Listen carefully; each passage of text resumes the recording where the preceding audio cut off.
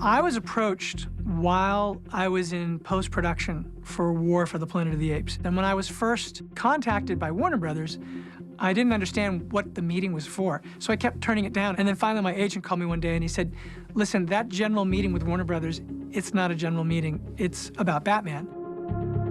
I was just starting Christopher Nolan's movie, Tenet. And then 2 days later, would have to come back to do the Batman screen test. Yeah, it was like a super high-pressure scenario. You know, auditions are always, they're strange and they're scary and you're nervous. They have a proper camera, but it's cool because you kind of get a taste of what it will really be like on set. Yeah, they gave me a motorcycle helmet and I had to take the helmet off, which was my biggest fear, was like, I'm gonna get stuck with the helmet. And I was like, that's how I lose this job. But Rob was half in a batsuit. It was like this kind of like in-between world. Like we were almost there, but not quite. I mean, the whole thing is terrifying. I mean, I was putting on the suit from Batman Forever, and for one thing, the suit is pretty old. It's been in storage for a while. It's also incredibly precious. If I even slightly exert myself, I'm pouring sweat. And also just to try and figure out how to project a performance through a mask, basically. It's kind of, you realize pretty quickly that this is way harder than a normal part. One of the things that distinguishes Batman as a comic superhero relative to most of the others is Gotham. That's very recognizable, obviously styled off largely New York. And so he's grounded in a way that's kind of uniquely relatable. Matt was very, very clear saying he wanted to make this is a detective story, that right from the beginning. And so you think, okay, so he's the greatest detective in the world. What makes a good detective? Someone who just is exceptionally observant. I always think of filmmaking as a kind of, you're going on a search, and you're searching for the things that stick with you. On this movie, what started the process was I just started reading comic books. I went back to 1939, and I just basically did a deep dive in the comics, and anything connected, I just wrote down. Basically, what the notebook is for me is a way to have a dialogue with myself, because otherwise I would just be saying these things and then I wouldn't remember anything. But if I write it down and then I keep revisiting it, I start having a kind of document that shows what I'm interested in and what things sort of struck a chord with me, and eventually a story starts to emerge.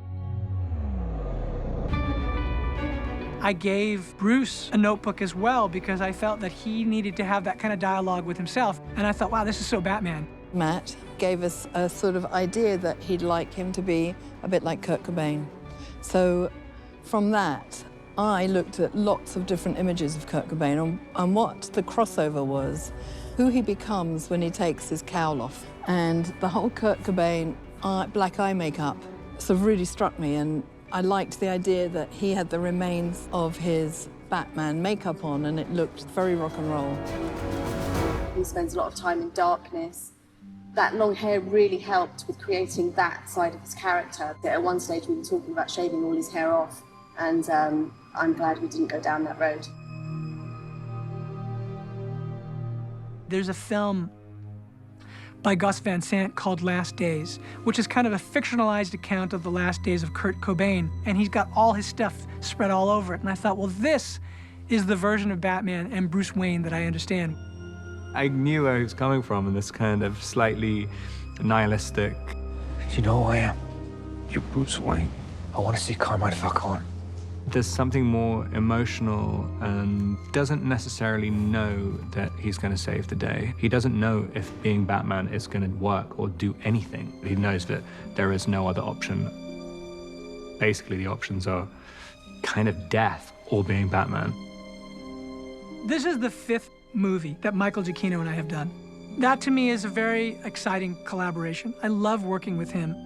The night before Rob was to screen test, he sent me a secret little MP4. It was both Bruce's theme and Batman's theme in this incredible suite. And I was blown away. It was so emotional. I drove to the set that morning, and Dylan Clark, my producing partner who was in this from the beginning with me, we're like brothers. I said, you have to get in the car. He said, what do you mean? I said, just get in the car. And we sat in his car. I was in his passenger seat, and I didn't know what I was going to listen to. He goes, listen to this. And he pressed play, and, you know, it's Batman's theme.